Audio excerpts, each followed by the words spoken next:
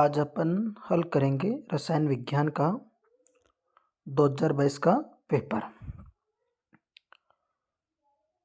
देखिएगा, इसके कुछ निर्देश लिखे होते हैं जिसको आप ध्यानपूर्वक पढ़ लेना।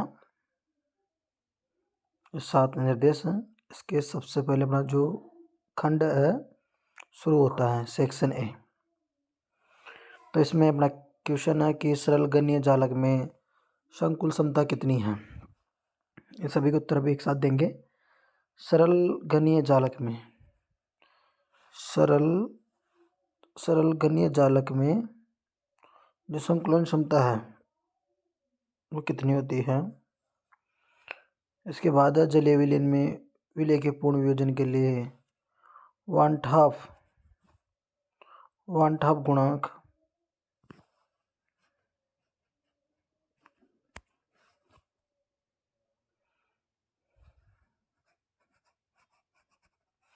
जो वन हाफ गुणांक है अपन को बताना है।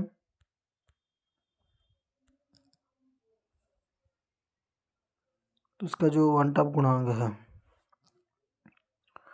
वो अपन को देखकर बताना है कि क्या होगा।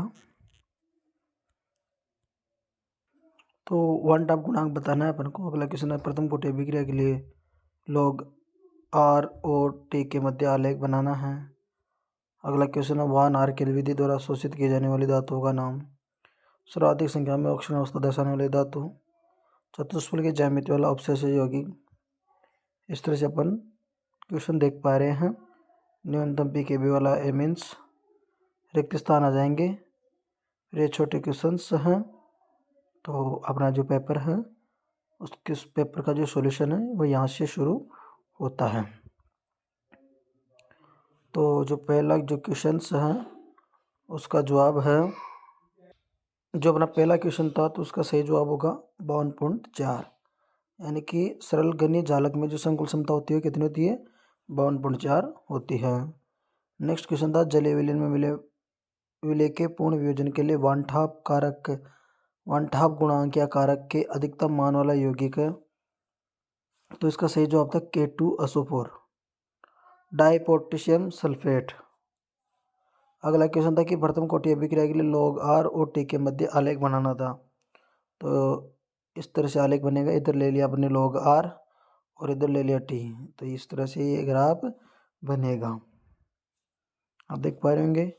फिर अगला क्वेश्चन था कि वान आर केल विधि के द्वारा शोधित की जा सकने वाली धातुओं का युग्म था।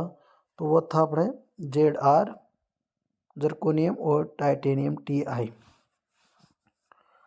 नेक्स्ट क्वेश्चन था सर्वाधिक संख्या में ऑक्सीकरण अवस्था दर्शाने वाली धातु। तो सर्वाधिक संख्या में जो ऑक्सीकरण दर्शाती हैं वो 3D श्रेणी की है मैग्नीज। ये +7 तक दर्शा सकती है, यानी कि +2, 3, 4, 5, 6, 7, यानी कि जो 3D श्रेणी है उसमें सर्वाधिक ऑक्सीकरण अवस्था दर्शाने वाली जो धातु है उसका नाम क्या है, उस धातु का नाम है मैग्नीज। फिर चतुष्फल की ज्यामिति वाला जो उपसेचक यौगिक था वह था NiCO4। इसके बाद में था सर्वाधिक कार्बन संख्या हेलोजन 6 आबंध लंबाई वाला यौगिक है। तो CH3I इसका सही जवाब होगा। यानी कि आइडोमेथेन या फिर मेथिल आयोडाइड।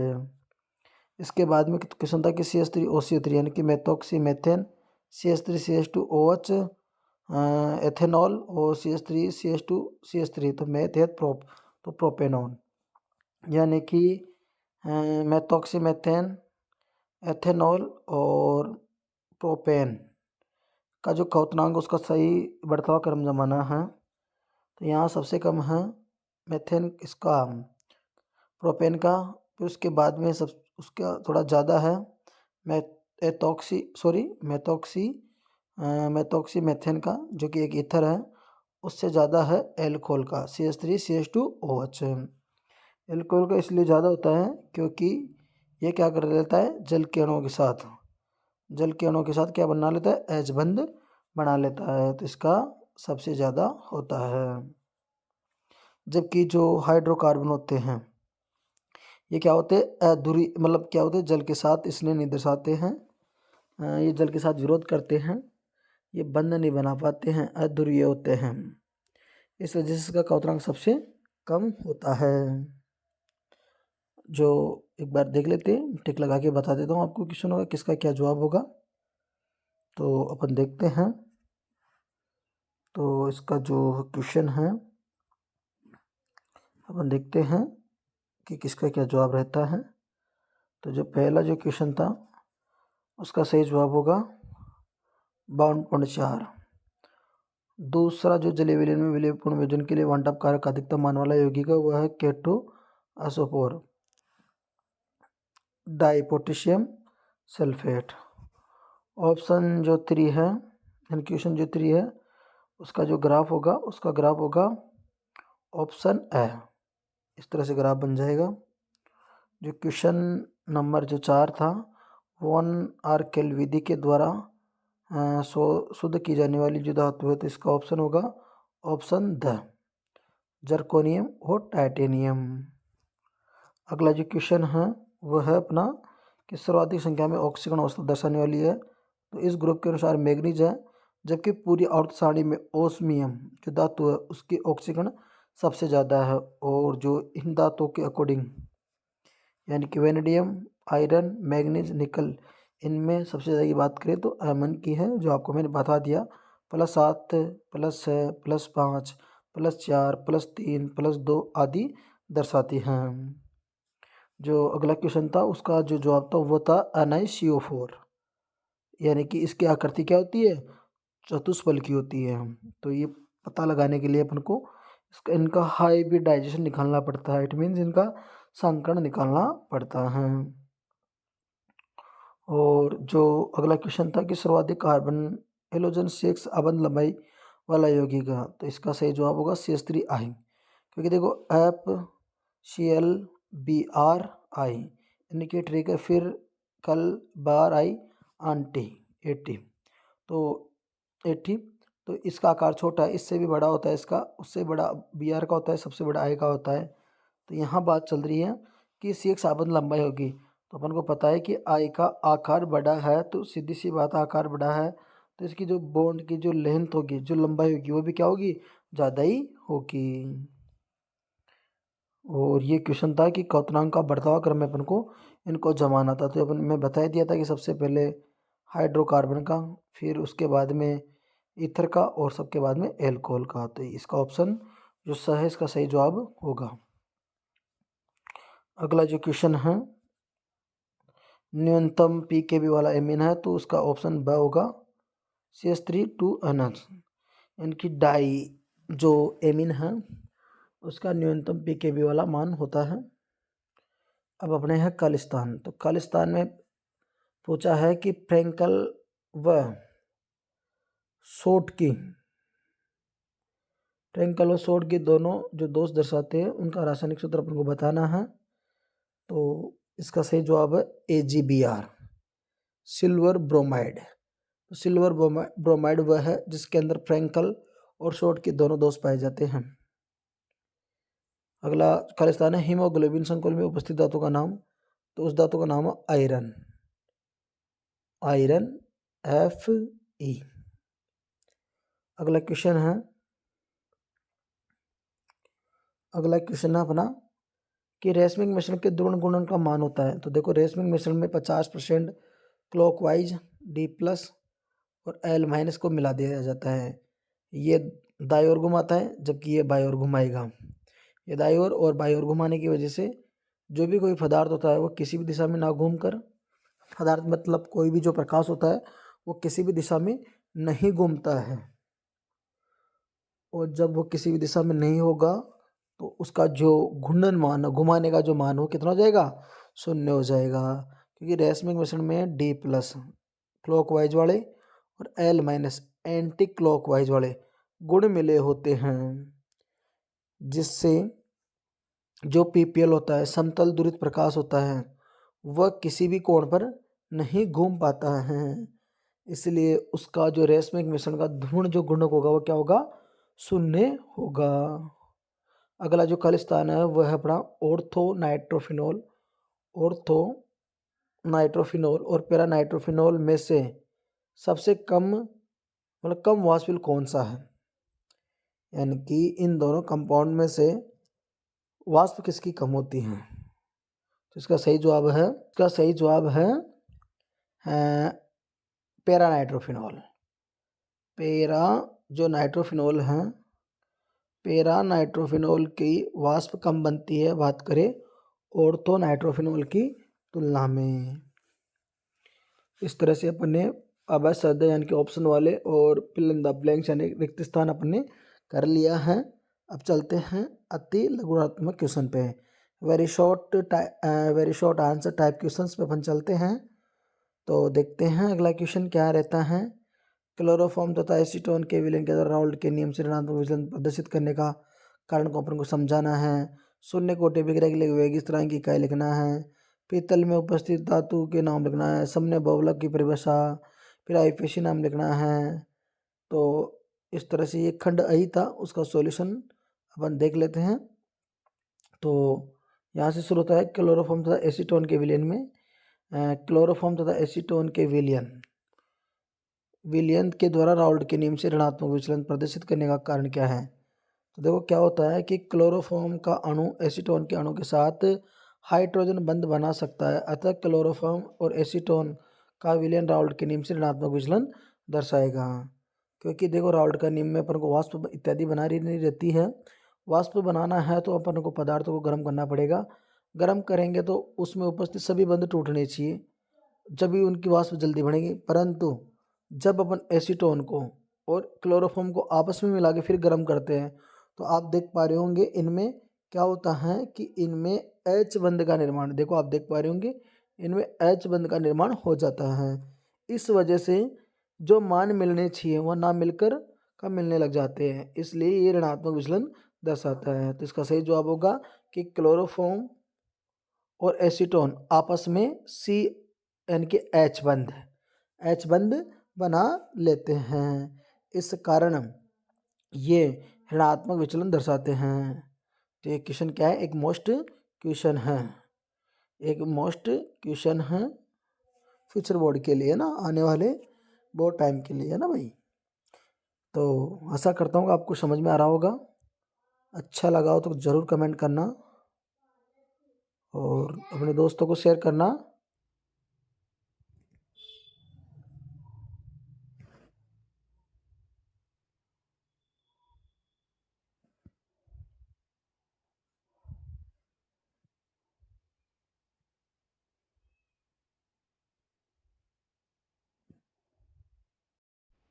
नेक्स्ट क्वेश्चन, शून्य कोटि अभिक्रिया के लिए वेग स्थिरांक की इकाई बतानी है।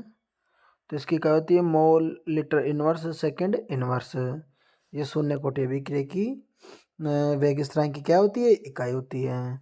पीतल में उपस्थित धातु के तत्वों के नाम। तो पीतल में कौन कौन से रहते हैं, एक तो कॉपर और जिंक। तो कॉपर व जिंक वे तत्व हैं जिनसे पीतल धातु मिलकर बनी होती हैं। नेक्स्ट क्वेश्चन अपना, समन्वय बहुपलक को परिभाषित कीजिए कि उप सहसंयोजक यौगिक में उप सहसंयोजक संकुल में केंद्रीय परमाणु आयन से सीधे जुड़े लिगेंड परमाणु के दिक् स्थान व्यवस्था को समन्वय बहुपलक कहते हैं।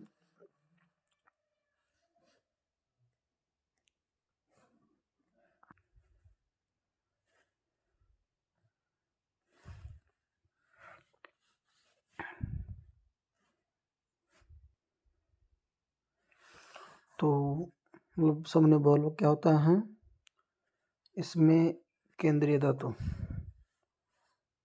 यानी कि सबसे पहले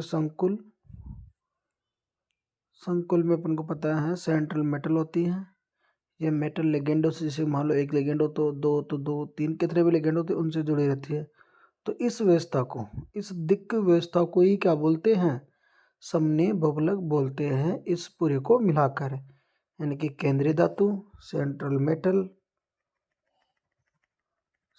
हो, ये देखो बड़ा ब्रैकेट, फिर ये सेंट्रल मेटल, फिर लिगेंड L1 हो, जैसे मान लो पहला वो एक हो तो एक, दो तो दो, और फिर ये जब बड़े ब्रैकेट से बंद कर देते तो इस पूरी व्यवस्था को क्या बोला जाता है, समन्वय बहुफलक बोला जाता है।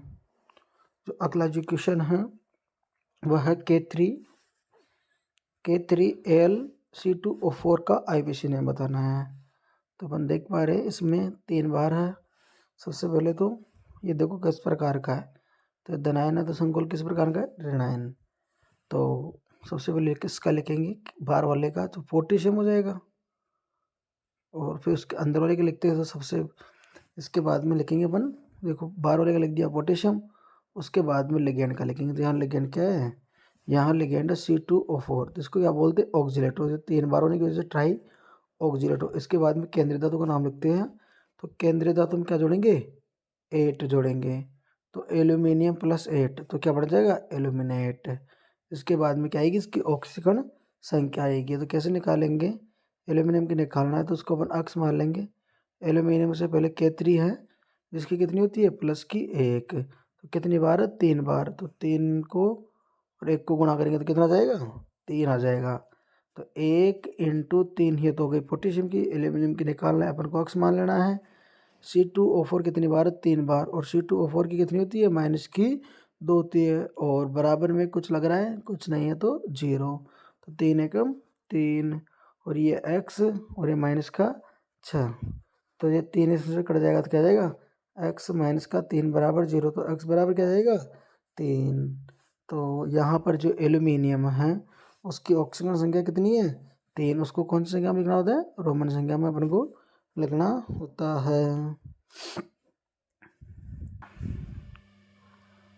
तो अपना क्वेश्चन था अगला, छठा क्वेश्चन था और 7वां 8वां क्वेश्चन, इसके जवाब ये रहे, अपन देख लेते हैं कि CO-3 CR-3 CR-3 CO-3 द्वारा प्रदर्शित समझौता का नाम।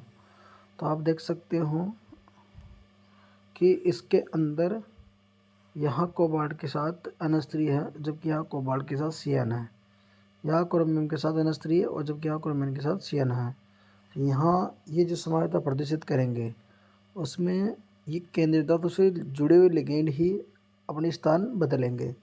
तो जब केंद्रीय धातु से जुड़े हुए लिगेंड अपने स्थान बदलते हैं उस समय जो समझौता प्रदर्शित होती है उस समझौता का नाम है उपसहसंयोजन समझौता। जो एमीन होते हैं उसमें जो नाइट्रोजन के कक्षों का जो संकरण होता है वो क्या होता है, वो sp3 होता है। एमीन में उपस्थित नाइट्रोजन के लिए कक्षों के संकरण का जो है वह क्या होता है, sp3 होता है। अगला है कि कार्बोनिल संकुल में उपस्थित सक्रियशीलता आबंध को चित्रित कीजिए। तो आप देख पा रहे होंगे ये जो अपना कार्बन है ये C डबल बॉन्ड है, इस तरह से इसका ये चित्र बनेगा। ये सेंट्रल मेटल है, एक बार ध्यानपूर्वक देख लेना, एक मोस्ट इम्पोर्टेंट क्वेश्चन है, फ्यूचर बोर्ड के लिए आ सकता है, ध्यान से देखना, निश्चित रूप से देखना। अगला क्वेश्चन है अपना कि n प्रकार के अर्धचालक को समझाइए। n यानी नेगेटिव प्रकार का बनाना है। तो नेगेटिव बनाना है तो जो वर्ग जो क्या बोलते हैं, जो वर्ग 14 है उसमें अपन को 15 वर्ग की अशुद्धि मिलानी है। वर्ग 14 के तत्वों में वर्ग 15 की अशुद्धि मिला देंगे तो क्या होगा कि इसमें जैसे 15 की मिलाएंगे तो 4 इलेक्ट्रॉन तो इनके साथ बंध बना लेंगे, क्योंकि 14 वर्ग के बाहर वाले कोष में 4 इलेक्ट्रॉन होते हैं, 15 वर्ग के बाहर वाले कोष में 5 इलेक्ट्रॉन होते हैं। 4 इलेक्ट्रॉन तो 4 बंद बना लेते जबकि 1 इलेक्ट्रॉन एक्स्ट्रा बचता जाता है। तो इससे क्या होता है कि संपूर्ण जो संरचना होती है उसमें इलेक्ट्रॉनों का बाहुल्य बढ़ जाता है।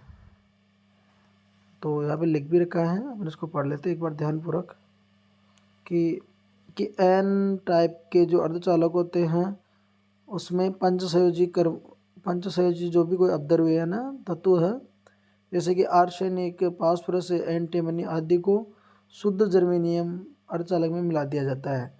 यानी कि वर्ग 14 के तत्वों के अंदर अपन को 15 के मिलाना है तो शुद्ध जर्मेनियम अर्धचालक मिला दिया जाता है। तो इस अशुद्ध अर्धचालक में अपद्रव्य पदार्थ के परमाणु 5 संयोजक इलेक्ट्रॉनों में से 4 इलेक्ट्रॉन के से निकटतम 4 जर्मेनियम परमाणु से प्रत्येक एक एक इलेक्ट्रॉन के साथ साझेदारी करके सहसंयोजी बंध बना लेते हैं तथा शेष 5 संयोजक इलेक्ट्रॉन अशुद्ध क्रिस्टल में गति करने के लिए स्वतंत्र रह जाता है। चित्र में ये बताया गया है। यह ऋणावेश वाहक ये अर्धचालक में विद्युत चालन के लिए उत्तरदायी होता है। यानी कि क्या होता है कि जो वर्ग 14 के तत्व हैं उसके अपन को पता है 400 एक होगी तो 4 दर्शा रहा है, 4 होगी तो 4 दर्शाएगा, लेकिन जो 15वें वर्ग के मिला देते हैं वो 4 इलेक्ट्रॉन तो दे दिया आपने, परंतु उसके पास 1 इलेक्ट्रॉन एक्स्ट्रा बच जाता है। इस तरह से ये काफ़ी लंबी लंबी जाल बनाते हैं। उस लंबे जाल के अंदर हर 15वें वर्ग का तत्व एक एक इलेक्ट्रॉन मुक्त करता जाएगा, क्योंकि उनके 4 इलेक्ट्रॉन तो बंद बनाने में काम आ जाएंगे, परंतु उनका 5वां इलेक्ट्रॉन बंद बनाने में काम में नहीं आएगा और वह मुक्त होता जाएगा। तो जितने ज़्यादा इलेक्ट्रॉन होंगे उसमें उतनी ही नेगेटिव आएगी। तो इस तरह से बनाए जाते हैं एन टाइप के अर्धचालक। आप चित्र के माध्यम से देख पा रहे होंगे। आप देखो इसमें जो वर्ग 14 है उसकी संयोजकता 4 है, 4 है तो 4 4 इलेक्ट्रॉन काम में आ रहे, जबकि जैसे अपने 15 को मिलाया तो 15 के 4 इलेक्ट्रॉन तो काम आएगी, लेकिन एक इलेक्ट्रॉन देख पा रहे हो आप ये मुक्त रह गया है। चलते हैं नेक्स्ट क्वेश्चन पे। नेक्स्ट क्वेश्चन था अपन अनुचुंबकत्व में प्रतिचुंबकत्व की तुलना करनी थी। तो यहाँ दो की जगह अपन ने तीनों को ही बता दिया है, प्रतिचुंबकीय पदार्थ, अनुचुंबकीय पदार्थ और लोह चुंबकीय पदार्थ। तो प्रतिचुंबकीय जो पदार्थ होते हैं ये चुंबकीय सिरों के बीच प्रतिकर्षण अनुभव करते हैं। ये पदार्थ ठोस, द्रव तथा गैस तीनों रूपों में पाए जाते हैं। चुंबकीय क्षेत्र हटाने पर ये अपने गुणों को खो देते हैं। अनुचुंबकीय मामूली आकर्षण का दर्शाते हैं, ये मामूली आकर्षण दर्शाते हैं, ये प्रबल आकर्षण दर्शाते हैं, ये क्रिस्टलीय होते हैं। इनके चुंबकीय गुण समाप्त नहीं होते हैं, इसमें चुंबकन समाप्त हो जाता है। तो ध्यान रखना है कि ये चुंबकीय सिरों के बीच में प्रतिकर्षण अनुभव करते हैं, यानी कि प्रतिचुंबकीय पदार्थों को यदि अपन चुंबक के बीच में ले जाकर रख दे तो उन पर क्या होता है, प्रतिकर्षण लगता है। जबकि जो अनुचुंबकीय होते हैं उनको चुंबक के मध्य ले जाकर रख दे अपन, एन एस के मध्य ले जाकर रख दे तो उनमें आकर्षण होता है, हल्का सा आकर्षण होता है। ये तीनों रूपों में पाया जाता है। ये भी ठोस, द्रव, गैस, ये सिर्फ क्रिस्टलीय होता है, छोटे छोटे टुकड़े क्रिस्टल के रूप में ये पाया जाता है। अगला जो क्वेश्चन है वो अपना है कि 5 ग्राम NaOH को जल में घोलकर 250 मिलीलीटर का विलयन बनाया गया है। 5 ग्राम NaOH को जल में घोलकर 250 मिलीलीटर का विलयन बनाया गया है, तो इसकी अपन को मोलता की गणना करनी है। तो इसका सोल्व आउट देख लेते हैं, इसको ढंग से कर रखा है अपन ने। तो इसका देखो क्वेश्चन दे रखा है, आप देख पा रहे होंगे स्क्रीन पे। 5 ग्राम NaOH को जल में घोलकर 250 मिलीलीटर का विलयन बनाया गया, तो इसकी मोलरता की गणना अपन को करना है। तो सबसे पहले NaOH के मोल निकाले, तो मोल निकालने के लिए दिया गया द्रव्यमान बटा हुआ अणु भार। तो इसमें दिया गया द्रव्यमान अपन को पहले से ही पता है कितना है, वो दे रखा है 5 दे रखा है। जबकि NaOH का अपन को अणुभार निकालना है, तो NaOH का Na का 23 होता है, O का अपन जानते हैं 16 होता है और H का 1 होता है। जब इनको सबको ऐड करते हैं तो कितना जाएगा, जब इन सबको अपन ऐड कर लेते हैं तो इनका आ जाएगा लगभग 40 आ जाएगा। तो आप देख पा रहे होंगे ये 40 अपन यहाँ पे लिख दिया। तो जब 5 में 40 का भाग लगाते हैं तो आता है 0.125 मोल।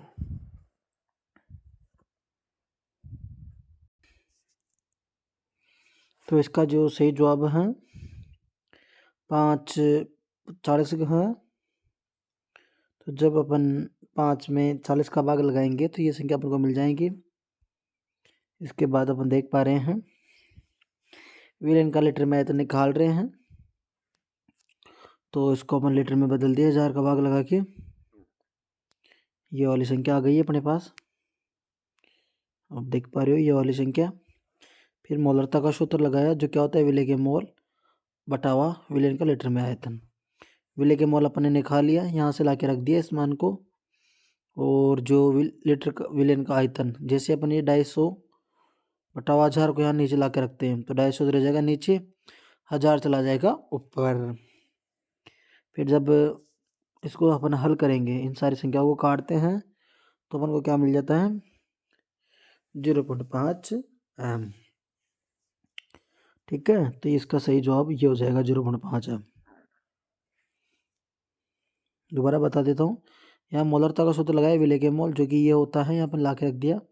आयतन ला कर रखा, जो 250 ऐसे लिखना था अपन को, नीचे तो आ जाता 250 बटा हुआ 1000, तो 1000 ऊपर वाले संख्या से गुणा हो जाते हैं। तो यहाँ पर ऐसा ही किया गया, ये जो नीचे वाला 1000 था इसको ऊपर ले गए हैं।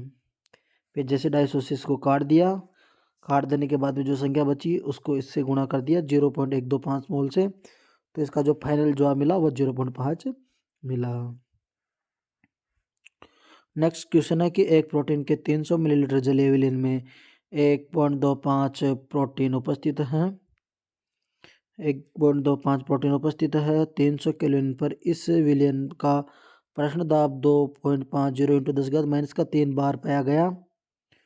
तो प्रोटीन के मोलर द्रव्यमान की गणना अपन को करनी है, जहाँ आर दे रखा है 0.083 लीटर बार मोल इनवर्स और केल्विन इनवर्स। तो देखो क्या क्या दे रखा है, यहाँ पे पाई का वैल्यू दे रखी है, दाब दे रखा है 2.50 बार, वॉल्यूम दे रखा है, आयतन दे रखा है V 300, इसके बाद में मिलीलीटर को अपन लीटर में बदल दिया 1000 का भाग लगाकर।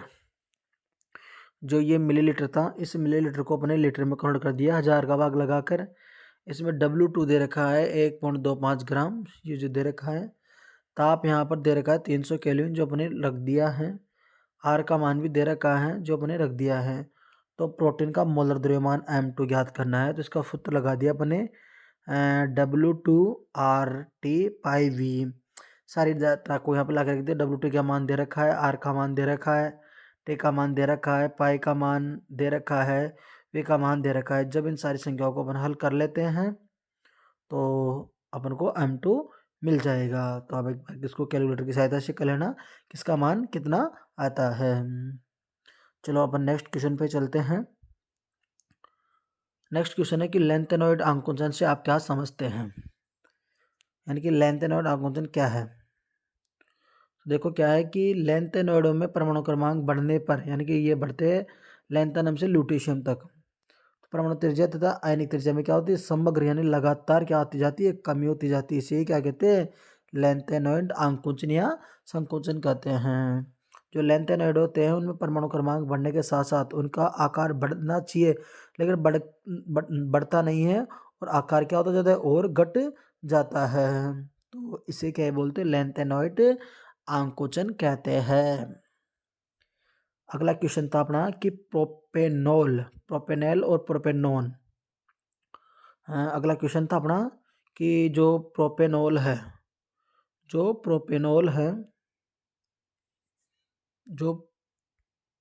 प्रोपेनॉल है उस मतलब प्रोपेनॉल और प्रोपेनॉन में विभेद करने के लिए प्रयुक्त टोलेन परीक्षण को समझाइए। तो इसमें क्या होता है कि जो टोलेन अभिकर्मक होता है अपन जानते हैं Ag2 होता है, सिल्वर ऑक्साइड से क्या होता है ये।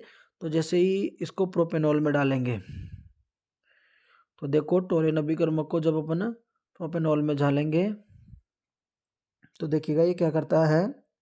तो जैसे ही अपन इसको एल्डिहाइड में डाल देते हैं, यानी कि जो टोलेन अभिकर्मक है उसको अपन एल्डिहाइड में डाल देते हैं तो ये उसे तुरंत क्रिया कर लेता है।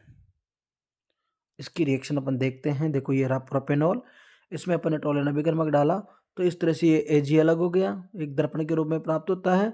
और ये COOH मेथ और एथ प्रोपिल कार्बोक्सिलिक अम्ल बना लेता है, तुरंत रिएक्शन कर लेता है किसके साथ, यानी कि एल्डिहाइडो के साथ। कुल मिला के बात यह है कि जो टोलेन अभिकर्मक होता है वो एल्डिहाइडो से जल्दी से क्रिया कर लेता है, जबकि जो टोलेन अभिकर्मक होता है वो जो कीटोन होते हैं, टोलेन अभिकर्मक क्या करता है, सिर्फ एल्डिहाइड से क्रिया करता है। यानी कि जब इसकी क्रिया अपन इससे कराएंगे क्या बोलते हैं, कीटोन से। जब अपन टोलेन अभिकर्मक की क्रिया कीटोन से कराते हैं तो कोई क्रिया नहीं होती है। इस तरह से अपन पता लगा सकते हैं यदि एल्डिहाइड होगा तो रिएक्शन होगी और कीटोन होगा तो रिएक्शन नहीं होगी। चलो नेक्स्ट क्वेश्चन पे चलते हैं। नेक्स्ट क्वेश्चन था अपना कि CH3CN, वहाँ पे लिख रहा है 2 जल के अणु H+ माइनस हो रखा है, NH3A बनेगा, फिर जो NH3 बना फिर उसके बाद में B बनेगा, फिर माइनस का H2O, फिर C बनेगा। उपरोक्त अभिक्रिया में, यानी कि जो अभिक्रिया अपन को बता चुके उसमें A, B, C के अपन को रासायनिक सूत्र को लिखना है। तो इसको अपन को पहले रिएक्शन को कंप्लीट करना पड़ेगा कि कौन सा प्रोडक्ट कहाँ बनेगा, उसके बाद में अपन उसके नाम लिखते हैं। उसका जो ऑप्शन ए है, उसका जो ऑप्शन ए है ना, उसका जो सही उत्तर होगा वो होगा CH3COOH। ऑप्शन ए का जवाब होगा CH3COOH। और जो ऑप्शन बी है उसका जवाब होगा बेटा CH3C डबल बॉन्ड ONH2। और इसका जो ऑप्शन सी होगा, इसका ऑप्शन सी भी ए वाला ही होगा, यानी कि जो ए में बना है सेम होगा, वही प्रोडक्ट इसमें बनेगा, सी में बनेगा। चलो चलते हैं नेक्स्ट क्वेश्चन पे। प्राथमिक एमिनो के लिए आइसोसाइड परीक्षण को समझाइए।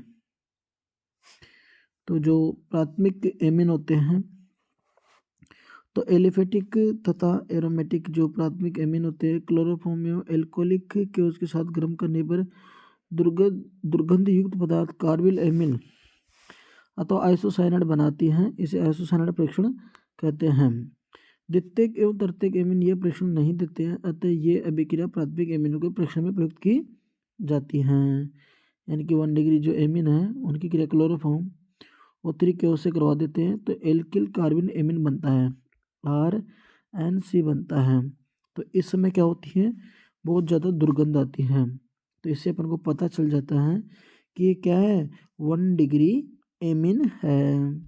जबकि यही काम अपन 2 डिग्री एमिन के साथ करेंगे तो दुर्गंध नहीं आएगी।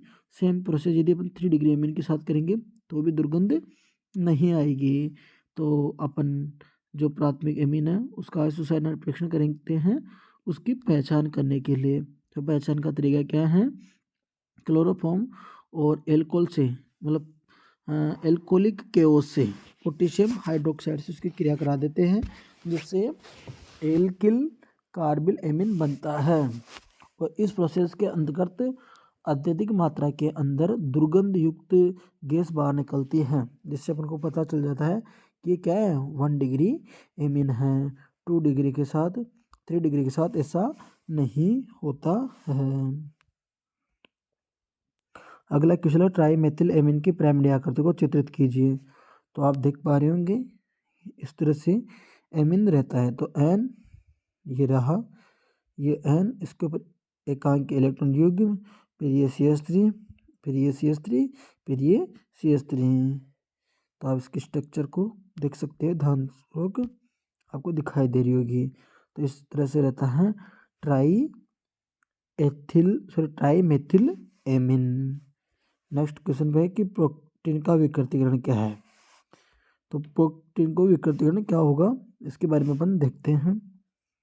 तो जो प्रोटीन का जो विकृतीकरण है, प्रोटीन का जो विकृतीकरण है, इसमें क्या होता है कि जैसे भौतिक परिवर्तन जैसे ताप, भौतिक परिवर्तन जैसे ताप, दाब, भौतिक परिवर्तन जैसे ताप, दाब, pH में परिवर्तन, लवण, रासायनिक कारकों की उपस्थिति में क्या होता है, प्रोटीन का विकृति, यानी कि उसका जो नेचुरल स्ट्रक्चर है, प्राथमिक जो संरचना है उसमें क्या आ जाता है, परिवर्तन आ जाता है। इसे क्या बोलते हैं, इसे प्रोटीन का विकृतीकरण कहते हैं।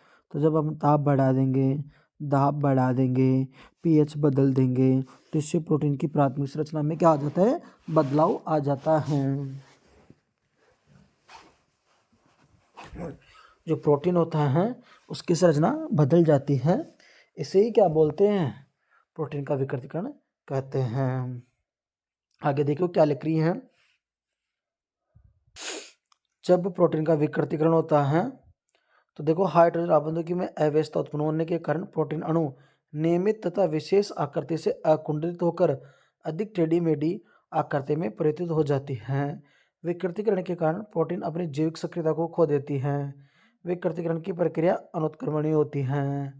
अब इन सब का मतलब मैं आपको बताता हूँ किसका मतलब क्या है। यानी कि जो प्रोटीन है उस प्रोटीन में बने हुए जो H बॉन्ड है, जो H बॉन्ड है वो क्या हो जाते हैं, उनकी व्यवस्था बिगड़ जाती है, कोई टूट जाता है, कोई यहाँ हो तो अन्य जगह जुड़ जाएगा। यानी कि उनकी जो बंदों की जो व्यवस्था है, मान लेते ऐसा होना चाहिए ना, ऐसे तो ऐसे ना होकर उनकी जो बंद आज बंद की जो संरचना है वो इस तरह से विरूपित तो हो जाती हैं। साथ में टेढ़ी मेढ़ी कुंडलित हो जाती हैं। साथ में ये एक अनुत्क्रमणीय है, यानी कि एक दिशा में चले जाने के बाद में दोबारा उसको इस दिशा में यानी कि पुनः उसी अवस्था में नहीं ला सकते हैं। लिखा है ना कि विकृतीकरण के कारण, और ये देखो सबसे पहले इस वाली लाइन को, अकुंठित होकर टेढ़ी मेढ़ी हो जाती है, आकृति में परिवर्तन हो जाती है। ये अनुत्क्रमणीय होती है क्योंकि एक ही दिशा में होती है। और इसकी जीव सक्रियता यानी कि उसमें जीवन जीने की जो एक्टिविटी है वो क्या हो जाएगी, नष्ट हो जाएगी। इसका एग्जाम्पल है अंडे को उबालने पर अंडे की सफेदी में परिवर्तन होना।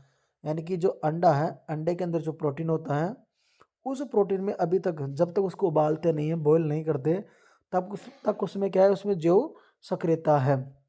परंतु जब इसको अपन गर्म कर देते, उबाल देते हैं, तो उबाल देने से क्या होता है, इसकी जैव सक्रियता समाप्त हो जाती है। तो आपको आशा करता हूँ समझ में आ गया। एक तो पीएच परिवर्तन करने से, दाब की वजह से, ताप की वजह से, ऐसे कारकों की वजह से जो प्रोटीन होती है उसकी एच बंधों की संरचना बिगड़ जाती हैं और उसकी जो जैविक सक्रियता है वह क्या हो जाती है, समाप्त हो जाती है। और वह क्या हो जाती है, जैसे उसकी कुंडली होती है जो अकुंडलित हो जाती है, टूट जाती है। इसका एग्जाम्पल दे रखा है अंडे को उबालने पर अंडे की सफेदी का परिवर्तन होना। तो ये भी एक मोस्ट क्वेश्चन है बोर्ड परीक्षा की दृष्टि से। नेक्स्ट क्वेश्चन है डीएनए की संरचना अपन को बनानी है। तो आप देख सकते हैं इसमें ये सारे होते हैं एडेनिन, थायमिन, साइटोसिन, ग्वानिन, ये पासपोर्ट वेकेटाइड। तो इस तरह से ये इसके एक 3D स्ट्रक्चर बना रखी है किसकी, डीएनए की। तो ये भी एक मोस्ट क्वेश्चन है बायोलॉजी की दृष्टि से और केमिस्ट्री की, दोनों की दृष्टि से है। तो इसको आप ध्यान से देख लेना एक बार। अब अपन खंड ए और खंड ब कर चुके हैं, अब चले अपन खंड स की ओर। तो अगला क्वेश्चन है अपना दीर्घ उत्तरात्मक प्रश्न। तो दीर्घ उत्तरात्मक क्वेश्चन से अपना उसको अपन देख लेते ध्यानपूर्वक। वह क्वेश्चन है कि एल्यूमिनियम के निष्कर्षण के लिए होराल्ड प्रक्रम का वर्णन कीजिए तथा प्रक्रम में प्रयुक्त वैद्युत अपघट्य को चित्रित कीजिए। तो थोड़ा अभी ये क्वेश्चन रहा नहीं अपने, इस क्वेश्चन को 2024 से हटा दिया गया है, इस चैप्टर को हटा दिया गया। तो आप देख पा रहे होंगे होल हेराल्ड जो प्रोसेस है उसमें शुद्ध एल्यूमिनियम को प्राप्त किया जाता है, ये उसका डायग्राम है, इसको आप ध्यानपूर्वक देख लेना। देखो इसमें ये रिएक्शन होती है, कैथोड के ऊपर क्या हो रहा है, एनोड पे क्या हो रहा है। जो संपूर्ण रिएक्शन है वह आपको स्क्रीन पे शो हो रही होगी। इसमें एल्यूमिना Al2O3 Al6 से एल्यूमिनियम हेक्सा फ्लोराइड आयन से क्रिया कर लेती हैं। ठीक है, तो ये क्वेश्चन पहले काफ़ी इंपॉर्टेंट क्वेश्चन था, अब इसको बोर्ड से हटा दिया गया है। डायग्राम में आप देख पा रहे होंगे, इसमें क्या होता है, एक कॉपर क्लेप लगे रहते हैं, ये जो एक कार्बन का एनोड बना रहता है, ये जो गलित एल्यूमिनियम वो नीचे इकट्ठा रह जाती है, ये एल्यूमिनियम निकास के लिए द्वार होता है, ये कार्बन की परत होती है पूरी। तो इधर ये वाली जो परत किसका काम करती है, कैथोड का कार्य करती हैं। अगला क्वेश्चन था अपना कि बेंजीन डाई एंजोनियम क्लोराइड को KI विलयन के साथ मिलाने पर यौगिक ए बनता है। ए को शुष्क ईथर की उपस्थिति में सोडियम के साथ अभिक्रिया करवाने पर यौगिक बी बनता है। तो अपन को यौगिक ए और बी के नाम तथा नियत रासायनिक अभिक्रियाओं का समीकरण भी अपन को लिखना पड़ेगा। तो ये भी एक अच्छा क्वेश्चन है, मस्ट क्वेश्चन है। देखते हैं इस क्वेश्चन का सोल्व आउट देखते हैं अपन। तो इस क्वेश्चन में देखिएगा क्या होता है। इसमें जो पहला क्वेश्चन है तो इसमें बेंजीन डाई एंजोनियम क्लोराइड है। तो आप देख पा रहे हो कि बेंजीन डाई एंजोनियम क्लोराइड यानी कि C6H5N2Cl, इसकी क्रिया किससे करा रहे हैं, KI से करा रहे हैं।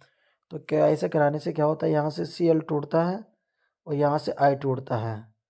तो ये I N2 के साथ चला जाएगा। सॉरी, ऐसा नहीं हुआ है, इसमें यहाँ से भी टूटेगा बंद, तो C6H5 और यहाँ से बंद टूटा तो ये I इसके साथ जुड़ गया, तो C6H5I, तो ये क्या हो जाएगा, आइडोबेंजीन बन जाएगा। तो जो यौगिक A है उसका नाम तो अपन को पता लगा लिया है, आइडोबेंजीन है। इस प्रोसेस में देखो क्या होगा, फिर ये जो K निकला वो K किससे क्रिया करेगा, वो K Cl से जुड़ के KCl बना देगा, पोटेशियम क्लोराइड।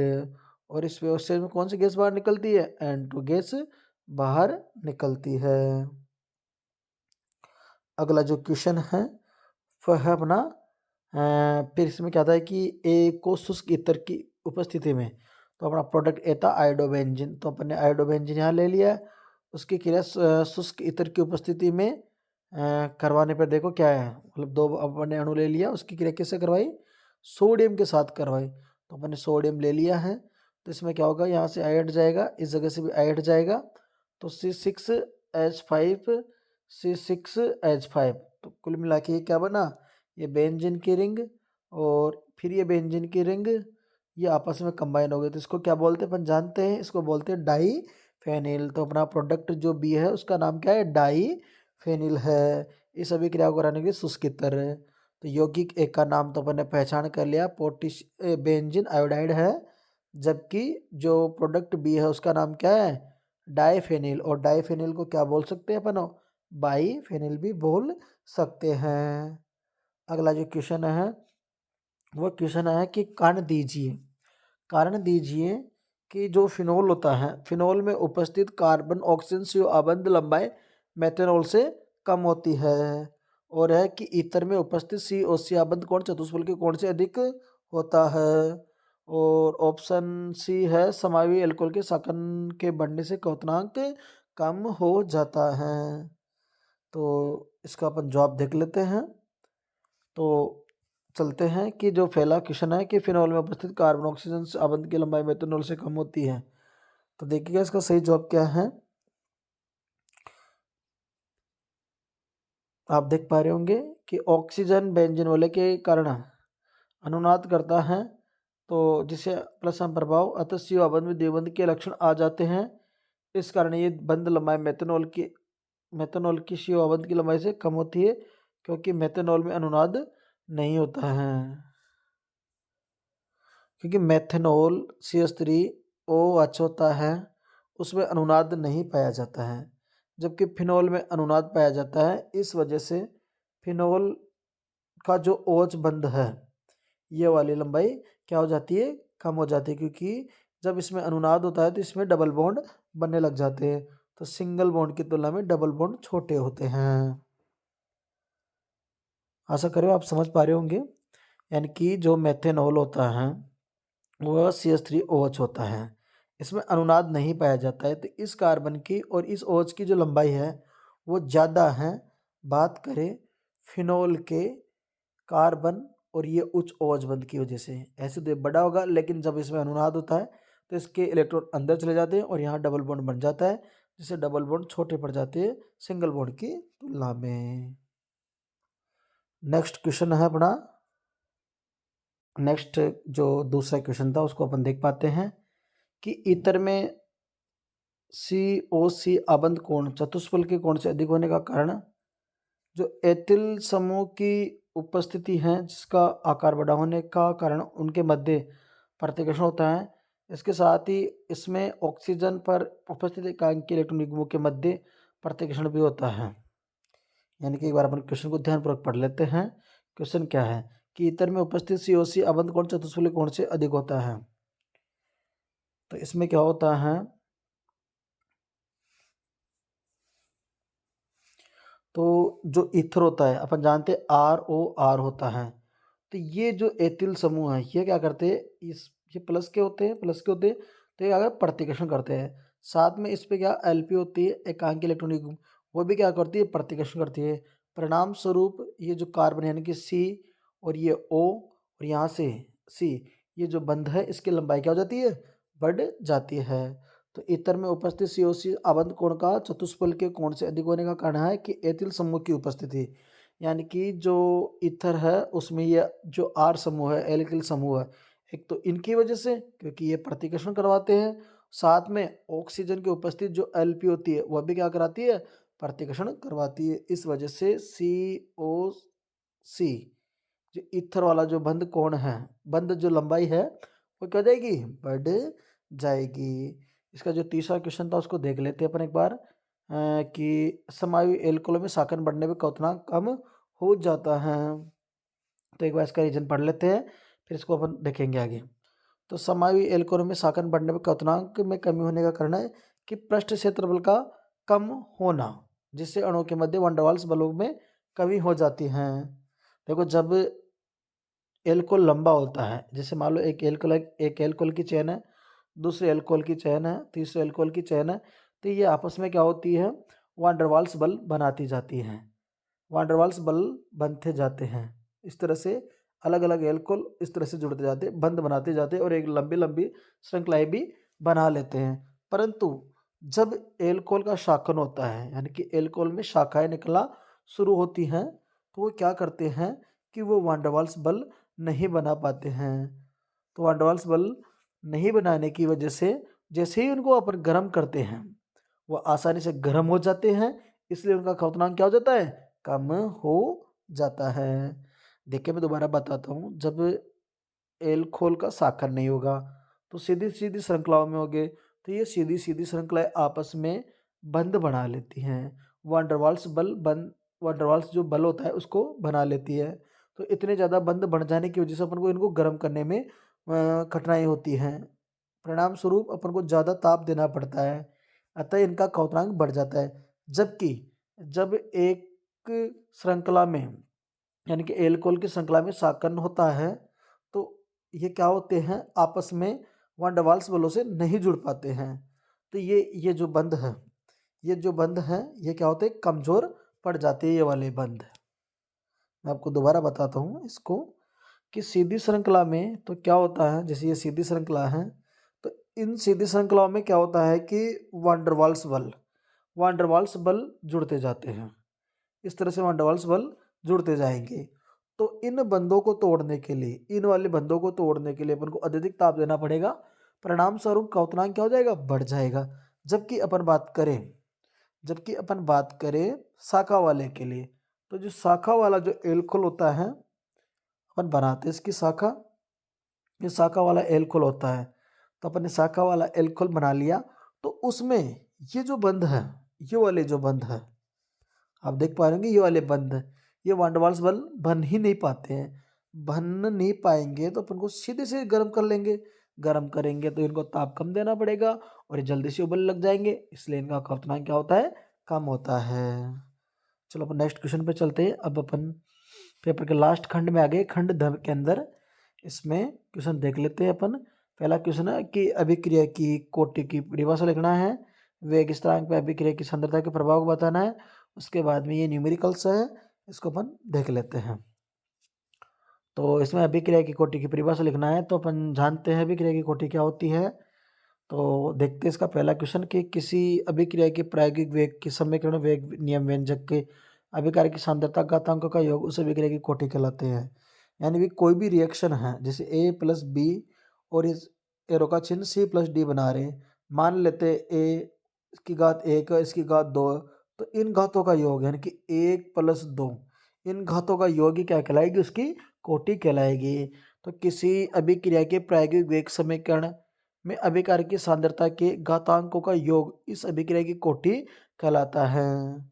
इसकी एक परिभाषा और लिखी गई है कि किसी अभिक्रिया में अभिकारक अणुओं की संख्या उसकी सांद्रता में परिवर्तन होता है तो उसे अभिक्रिया की कोटि कहते हैं।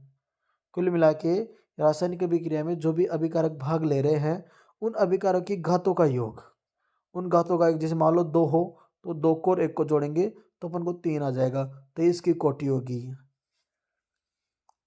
अगला जो क्वेश्चन था इसका दूसरा कि वेग स्थिरांक पर अभिक्रिया की सांद्रता के प्रभाव को समझाइए। तो वेग स्थिरांक पर अभिक्रिया की सांद्रता पर, वेग स्थिरांक यानी कि जो K होता है वह अभिक्रिया की सांद्रता पर निर्भर नहीं करता है, क्योंकि वह प्रत्येक अभिक्रिया के लिए निश्चित ताप पर निश्चित होता है तथा केवल अभिकारकों की प्रकृति अभिक्रिया की कोटि तथा ताप पर निर्भर करता है। तो जो वेग स्थिरांक K होता है वो अभिक्रिया की सांद्रता पर निर्भर नहीं होता है। अगला क्वेश्चन था अपना कि एक प्रथम कोटि अभिक्रिया के लिए 500 केल्विन 600 केल्विन पर वेग स्थिरांक क्रमशः 0.3 सेकंड और 0.6 सेकंड इनवर्स हो तो संकीर्ण ऊर्जा की गणना करना है। तो इसमें अपन को आरएनएस समीकरण लगा के इसको हल कर देना है। कोटि को आपको समझ में आएगी होगी, घातों का योग होती हैं, जबकि इसका दूसरा क्वेश्चन था जैसे dx/dt अभिक्रिया का वेग बराबर k और यहाँ उत्पाद की सांद्रता आती है, कुछ भी हो सकती है।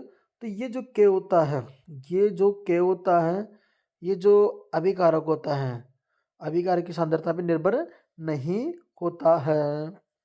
ये अपना दूसरे का जवाब था, दूसरे क्वेश्चन का जवाब था। अब तीसरा, अपने आरएनएस समीकरण जानते हैं, log K2 EA/2, ये E यहाँ पर संगण ऊर्जा है 2.303 T2 - T1 T2 के अनुसार।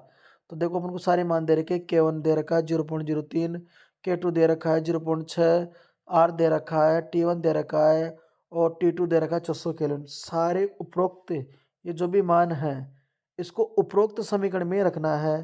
तो देखो log K2, तो K2 का मान अपन 0.06 लिख लिया, log K1 का कितना है 0.03 लिख दिया, EA अपन को ज्ञात करना है तो लिख दिया 2.303 सूत्र से। R का मान अपन जानते हैं 8.314 होता है, T2 600 - 500 क्योंकि T2 का मान 600 है, T1 का मान कितना है 500 अपने रख दिया, या दोनों को मल्टीप्लिकेशन है तो 600 × 500। तो जब अपन इन सारी डिजिट को यानी कि log 0.03 को हल करते हैं तो कितना आ जाता है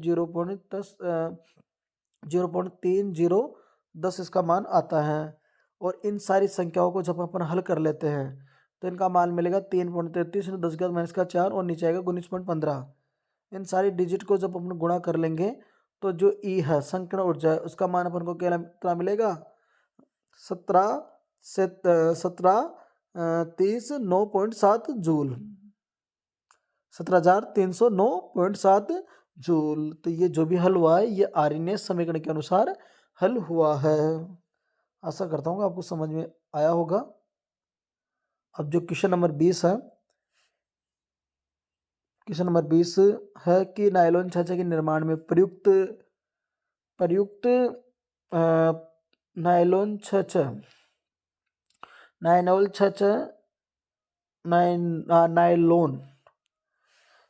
के निर्माण में प्रयुक्त डाई कार्बोक्सिलिक अम्ल का आईपीएसी नाम लिखिए।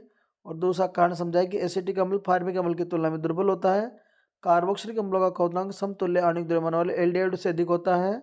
और तीसरा क्वेश्चन है कि कार्बन समूह के कक्षीय आरेख को चित्रित कीजिए। तो ये अपना लास्ट क्वेश्चन है इस पेपर का, और इसके बाद में इस पेपर को अपन सोल्व कर लेंगे पूरा कंप्लीट।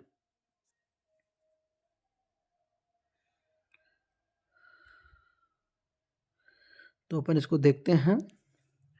नायलॉन जो छच है तो ये तो एक क्वेश्चन रहा नहीं 2024 के अकॉर्डिंग, फिर भी अपन देख लेते हैं इसका सही जवाब क्या होता है।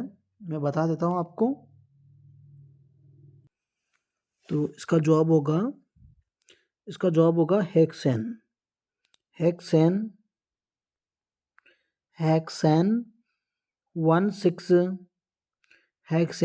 16 डाई ओइक अम्ल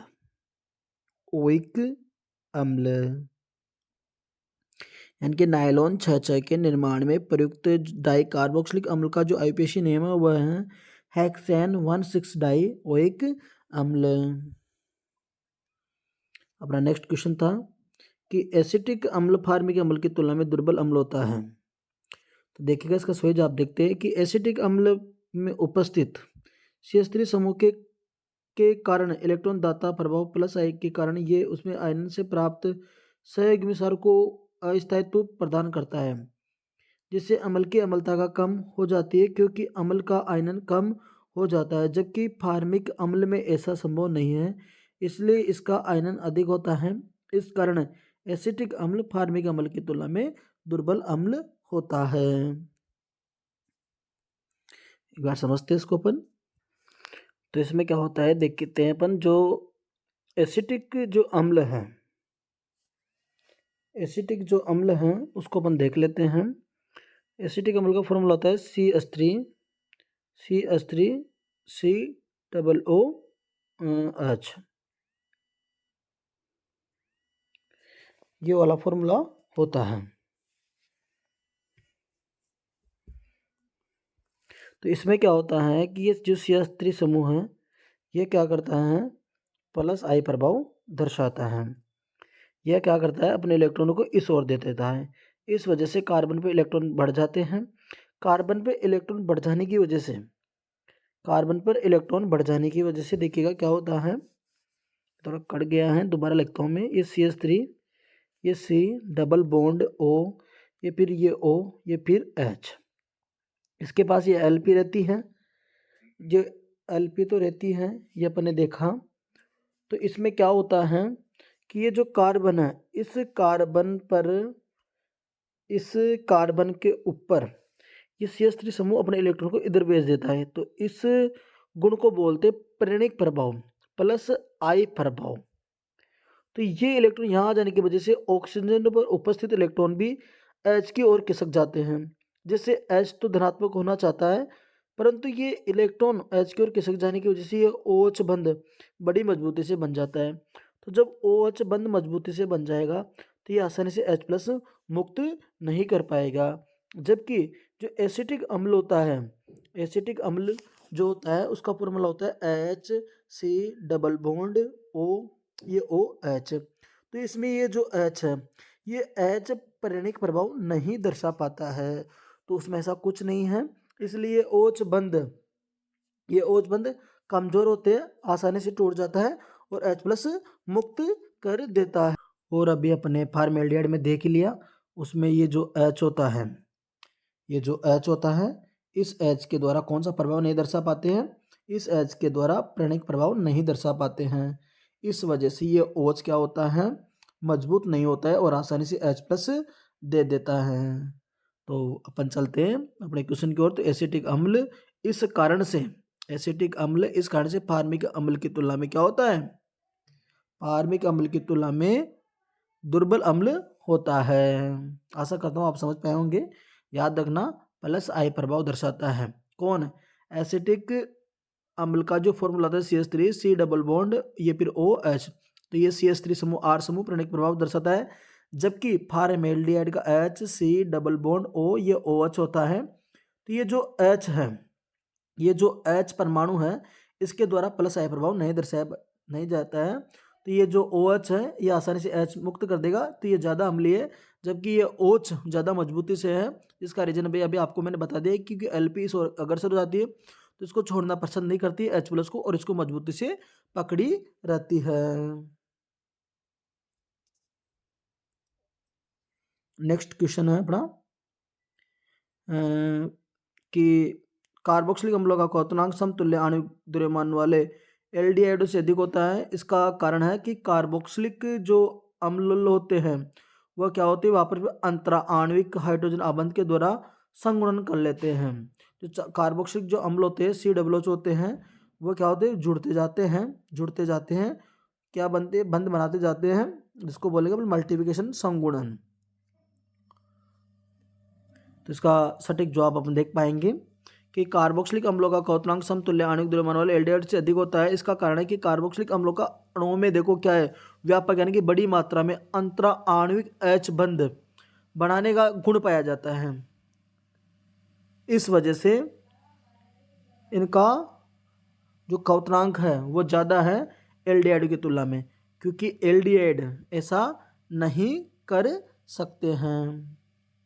अगला क्वेश्चन था कि कार्बोक्सिलिक समूह में कार्बन परमाणु में जो sp2 संकरण होता है, ये 3 sp2 संगृत कक्षक 3 पाई बंध बनाते हैं। तो आप देख पा रहे होंगे इनका जो डायग्राम है वह बना रखे हैं। ये देखिएगा, ये कार्बन है, ये ऑक्सीजन है। तो ये देखो, ये sp2 में रहते हैं, ये खाली जगह इस तरह से ये बनी हुई आकृति है 120। तो अपन ने तीनों क्वेश्चनों का जवाब दे दिया है। पहले क्वेश्चन का जो जवाब था उसमें तो अपन को याद रखना है क्या, प्लस आई प्रभाव दर्शाता है कौन, एसिटिक अम्ल। दूसरे में है कि कार्बोक्सिलिक अम्ल में अंतरा आणविक H बनाने का गुण पाया जाता है। जबकि जो तीसरा क्वेश्चन है उसमें अपन को आरेख बनाना था इसका आरेख आप देख पा रहे होंगे, इसका आरेख ये रहा। तो आपको आना चाहिए बनाना। आपको वीडियो अच्छी लगी हो तो लाइक करना, कमेंट करना, सब्सक्राइब करना, अपने दोस्तों को शेयर करना। Thank you.